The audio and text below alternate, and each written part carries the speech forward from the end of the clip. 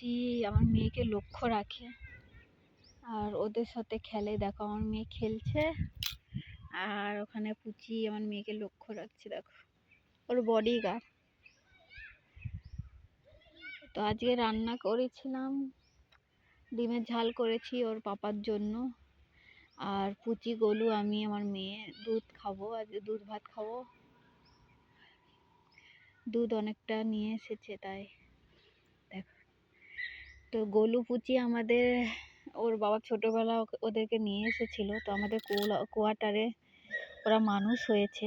বাইরে মানিয়ে নিতে অনেকটা কষ্ট হয়, কিন্তু আমরা বাইরে ছেড়ে দিয়েছি অনেক আগে থেকে। মেয়ে ডগিটা সবসময় ঘরের ভিতরে থাকে, কিন্তু ছেলেটাকে অনেকটা আগেই ছেড়ে দিয়েছি।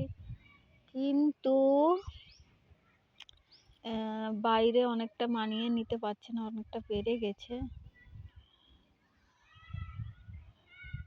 দেখো ওই যে পুচির কাছে একটা ডগি আছে, ও পুচিকে ভয় দেখিয়ে রাখে। ও মেয়ে ডগি, একজন এখানে থাকতো, ওকে মানে ওকে মানুষ করেছে, তারপরে কোয়ার্টার ছেড়ে যখন যায় না তখন ওকেও ছেড়ে দিয়ে চলে গিয়েছে। আর মেয়ে ডগিটা আমার মেয়েকে এরকমই, পুচিকে ওরকমই করে রাখে, ভয় দেখিয়ে রাখে। আর গোলুকে ওই যে বসে আছে ছেলে ডগিটা, ওকে ভয় দেখিয়ে রাখে।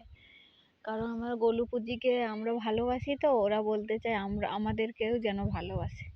তো আমি বাড়িতে দুটো ডগিকেই খেতে দিতাম, কিন্তু এখন নিচে দুটো বসে থাকে, তো ওদেরকেও আমি রোজ খেতে দিই, সকাল বিকাল, দুপুরে আর রাত্রে। এইভাবে আমাদের দিন কাটে। তো গোলু পুচিকে আমরা ছেড়ে চলে যেতে হবে আমাদেরকে, কিন্তু আমাদের একটা যতখানি জায়গা কিনছি, ঘর বানাচ্ছি, ওর বাবাকে তো আমি বলেই যাচ্ছি যে দুটো ছেলে মেয়েকে যত খরচা হোক তো নিয়ে যাওয়া সম্ভব। তো আমাদের বাড়িতেও দুটো ডগি আছে, রকি ব্রাউনি।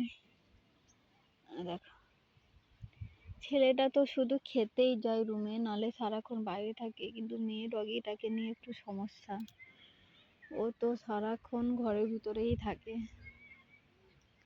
আমরা চলে গেলে কিছুদিনের জন্য বাড়ি যাই, ওরা বাইরে খাওয়া দাওয়া করে, ঘুরে বেড়ায়।